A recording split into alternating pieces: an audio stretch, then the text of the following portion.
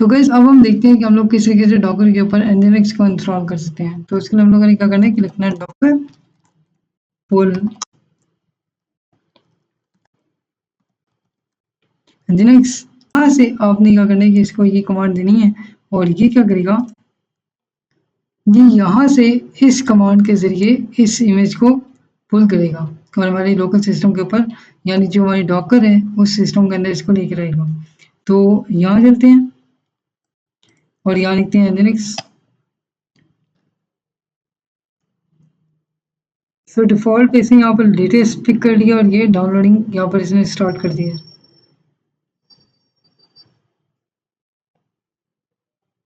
सो आप देख सकते हैं कि इसने यहाँ पर nginx को सक्सेसफुली रन कर दिया है, यानी कि इसकी जो इमेज है वो उसको पुल कर लिया और उसको रन कर दिया। अब मैं क्या करता हूँ कि यहाँ पर अगर मैं आऊँ तो यहाँ पर मेरे पास जो कंटेनर है वो तो डॉकर ट्यूटोरियल के नाम से ही है, ठीक है। अगर मैं यहाँ पर आता हूँ तो मेरे पास यहाँ पर nginx है वो आ चुका है, अनयूज्ड पे है, ठीक होगा। तो मैं एक काम करता हूँ कि यहाँ पर मेरे पास जो कंटेनर है इस कंटेनर को मैं यहाँ से डिलीट करता हूँ जो मेरे प्रीवियस कंटेनर से, और इमेज पे वापस आते हैं। इमेज पे आने के बाद यहाँ पर अब ये जो चीज़ अनयूज्ड है मैं इसको जो है वो एक किसी कंटेनर के अंदर रन करूँगा। तो उसके लिए मैंने क्या करना है कि यहाँ आना है और यहाँ मेंशन करना है डॉकर रन। अब मुझे सेम नाम मेंशन करना है कि मुझे वो जो इमेज है वो किस कंटेनर पे रन करनी है। तो यहाँ मैं नेम मेंशन करता हूँ कि मैं कहता हूँ कि इसको माई nginx इस नाम से जब वो एक बना दे कंटेनर और इसको रन कर दे।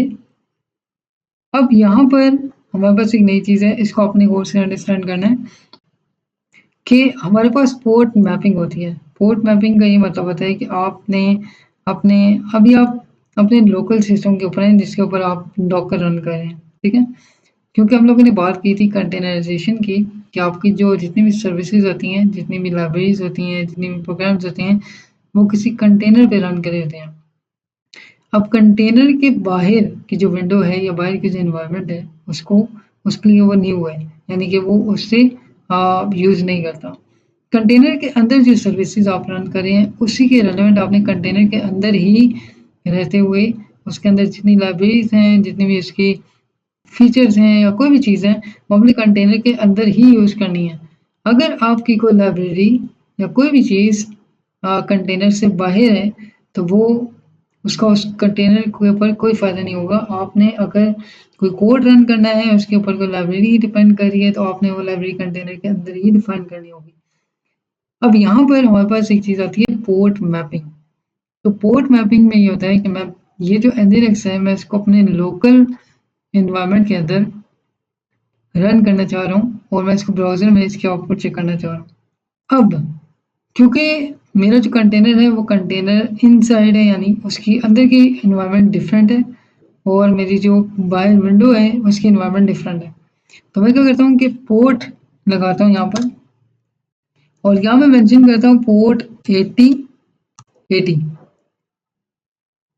अब यहाँ पर ये जो पोर्ट 80 है, यानी कि जो 8080 पोर्ट है ये मेरी लोकल पोर्ट है, यानी मेरी मशीन की पोर्ट है। यानी अगर मैं कोई भी एप्लीकेशन लोकली अपनी रन कर रहा हूँ, यानी मेरी कोई भी सर्विस चल रही है, चाहे वो वर्डप्रेस चल रही है, चाहे वो कोई और चीज़ चल रही है, अगर वो पोर्ट 8080 के ऊपर रन कर रही है तो ये तो मेरी लोकल पोर्ट है, ठीक है। तो मुझे इसको डिफाइन करना है कि आपने जो मेरी लोकल पोर्ट है 8080 इसके ऊपर रन करना है पोर्ट 80 पे जो सर्विस चल रही है डॉकर के अंदर। इस बात को हमने गौर से देखना है कि मेरी डॉकर में जो पोर्ट चल रही है वो चल रही है 80, ठीक है। यानी जो nginx जिसके ऊपर रन कर रहा होगा वो पोर्ट कौन सी होगी, 80 होगी, जो डॉकर में रन कर रही है। लेकिन मैं डॉकर के अंदर उस पोर्ट को यूज़ नहीं करना चाहता, मैं अपने लोकल इन्वायरमेंट के अंदर उसको रन करना चाहता हूँ और उसको रन करना है 8080 के ऊपर। तो उसके लिए मैंने यहाँ मेंशन किया है अपनी लोकल पोर्ट और यहाँ पर 80 यानी जो मेरी डॉकर की पोर्ट है वो। तो यहाँ पर इसको हमने करने के बाद -d और यहाँ मैंने मेंशन करना है ng और इसको मैंने एंटर करना है। सो आप देख सकते हैं कि यहाँ पर मेरे पास एक परमिशन वो पूछ रहा है, ठीक है, तो मैं यहाँ से इसको अलाउ करूँगा।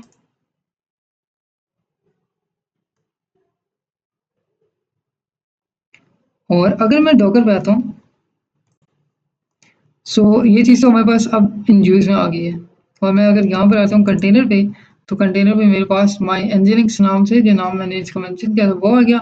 इसके ऊपर जो इमेज रन हो रही है वो एनजिनिक्स हो रही है, और यहाँ पर रनिंग स्टेटस मेरा आ रहा है जो कि 8080:80 पे रन हो रही है, ठीक है। मैं यहाँ पर इसको क्लिक करता हूँ। अब यहाँ पे ना ये जो लोकल पोर्ट 8080 है, ये मेरे लोकल सिस्टम की पोर्ट है, तो मैं इस पर क्लिक करता हूँ। So as you can see कि मेरे पास वेलकम टू एनजिनिक्स आ चुका है। अब यहाँ पे लोकल पोर्ट क्या थी, 8080, जो कंटेनर पे रन हो रही थी वो थी 80। तो ये उसने इस लोकल पोर्ट को टारगेट किया, और मेरे पास जो कंटेनर में जो चीज़ चल रही थी वो मुझे लोकली यहाँ पर वो शो कर रहा है, ठीक है।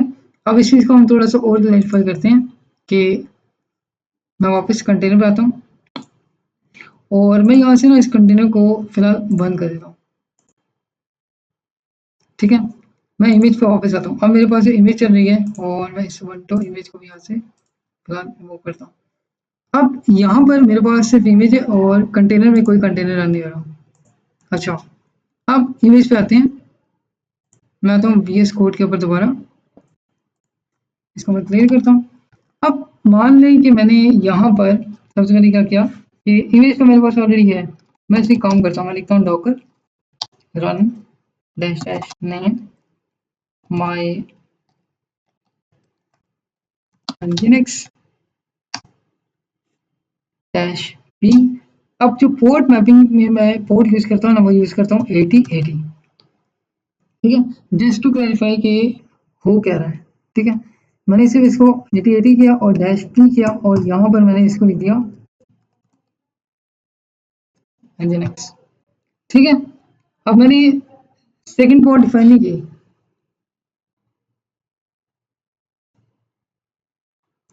उसने यहाँ पर एक जो कंटेनर है वो रन कर दिया है, यानी मुझे उसने एक आईडी दे दी है। मैं अगर आता हूँ यहाँ पर, तो यहाँ पर मेरे पास कंटेनर के अंदर आईडी आ रही है।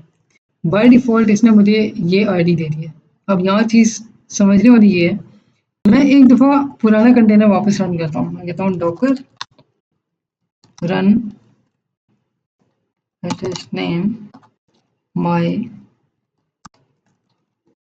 nginx, इसको कोई भी नाम देने, डैश पी कर दें, और इसको डैश पी आपने लगा दिया, और इसको आपने कर दिया 8080.80 और डैश डी nginx, एंटर। अब ये सेकंड कंटेनर मैंने क्यों रन किया, मैं आपको बताता हूँ कि अगर मैं आता हूँ यहाँ पर, तो आप देख सकते हैं कि फर्स्ट टाइम जो कंटेनर मैंने जिसको आईडी नहीं थी, यहाँ पर मेरे पास क्या थी उस वक्त, जो मेरी इस कंटेनर को आप सुनने, मेरी लोकल पोर्ट कौन सी थी 8080, और मेरी जो कंटेनर के अंदर पोर्ट थी जिसके ऊपर एप्लीकेशन रन हो रही थी वो कौन सी थी 80। लेकिन जब मैंने कंटेनर को पोर्ट नहीं दी, तो उसने जो मेरी लोकल पोर्ट थी उसको ये अंडरस्टैंड किया कि इस पर कंटेनर के अंदर एप्लीकेशन रन हो रही है। उस वक्त जो डॉकर के समझ आया वो ये था कि 8080 पोर्ट के ऊपर कंटेनर के अंदर एप्लीकेशन पड़ी है, जो कि मैंने 54619 के ऊपर रन करनी है। अब इस टाइम पे तो उसको एप्लीकेशन मिली नहीं, इस वजह से उसने यहाँ पर एरर दे दिया, ठीक है। लेकिन अगर मैं वापस आता हूँ, तो यहाँ पर मैंने क्या लिखा था कि इस एप्लीकेशन को, ये एप्लीकेशन मेरी पड़ी है डॉकर की 80 पोर्ट के अंदर, जिसको अपने 8080 के ऊपर रन करना है मेरी लोकल मशीन के ऊपर। यहाँ पर तो सारा सिनेरियो डिफरेंट हो गया है, ठीक है। तो जब आप पोर्ट नहीं देते तो उसको ये सिनेरियो समझ आता है कि मुझे इस वक्त इस पोर्ट के ऊपर, जो ये पोर्ट है ये डॉकर के अंदर रन हो रही है, जिसको मैंने इस पर रन करना है। तो उसने इस चीज़ को रन किया, तो उसको एप्लीकेशन नहीं मिली, और वो वहाँ पर मुझे एरर थ्रो कर रहा है। लेकिन यहाँ पर मैंने स्पेसिफिकली इसको मेंशन किया कि मेरे पास जो लोकल पोर्ट है वो 8080 है, और जो एप्लीकेशन जहाँ पे रन हो रही है वो है 80। तो आप इसको यहाँ पर थ्रो करें, तो उसने मुझे यहाँ पर सक्सेसफुली एप्लीकेशन रन करके दे दिया। सो इसको कहते हैं पोर्ट मैपिंग, यानी आप पोर्ट डिफाइन करते हैं कि जहाँ पर आपकी लोकल सिस्टम है उसके ऊपर पोर्ट कोई अगर यूज़ नहीं हो रही, आप उस पोर्ट को मेंशन करते हैं और उसके बाद आप वो रिपोर्ट मेंशन करते हैं जहाँ पर आपकी डॉकर के अंदर की पोर्ट है, जहाँ पर आपकी एप्लीकेशन रन हो रही होती है। तो आप उस चीज़ को टारगेट करते हैं।